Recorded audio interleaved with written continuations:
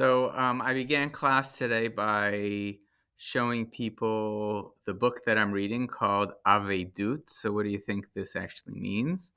That's question number one for today. And then look at this. In that book, as I was reading, the word ketzad came up. Do you remember what that word means? That's question number two. Here are our words that we need to know this week. Hashavat Eveda, return lasaja, chayav lakriz, obligated to announce, mitziot shelo, his findings, hefker, renouncing ownership.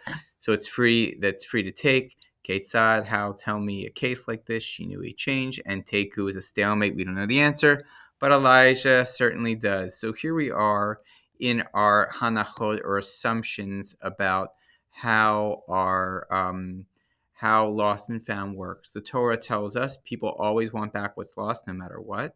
The Mishnah seems to say no. Actually, there are things that are that people will try to get back because it's valuable, and it has things on it, a simanim, or some kind of signs that make it something that I can actually get back, that I can prove ownership. And the real question is, what is the Talmud going to tell us about assumptions, about intention, and things like that? Okay, so here we go. So we started by looking at the Mishnah, which talks about things that you are allowed to keep. Basically, you're allowed to say that object is lost. The owner is never going to come back for it. That's mine to keep. And the first thing that comes up is a person who founds scattered fruit. And the first question that comes up is how much? How much what? That's question number 3. How much what? It's how much how much of stuff on the ground in a certain amount of space is the definition of scattered, meaning the definition of I can take it, meaning if there is more stuff in that space, all of a sudden, does that become scattered or not scattered, right? That's question number 4. And if there's less stuff in that space, is it by definition scattered or not scattered? That's question number 5. Okay. And our definition was here is the example of scattered. A kav, or 24 volume of 24 eggs in a space of 4 amot. Now, for instance, there are 24 eggs, but if, let's say, they were grapefruit, would there be less eggs that would make up a kav, less grapefruit that make up a kav of in 4 amot, or more? That's question number 6. Okay.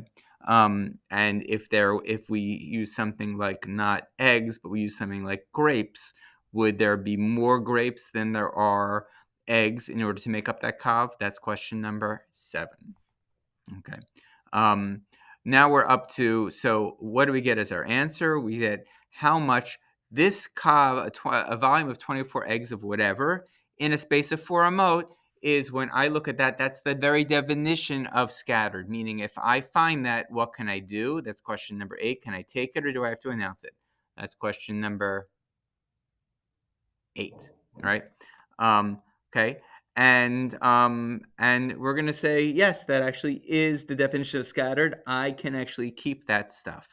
But now the Gemara is going to respond with the words heichi dame, and that's a technical term, meaning that what we have to come next is what. So read the definition and tell me what's going to come next. Am I going to have an agreement next? Am I going to have a challenge next? Am I going to have a contradiction yet next? Read the heichi dame 2 definitions here. There's 1 and there's 2. Okay, so here we go. So the Gemara brings a challenge with the words heichi dame.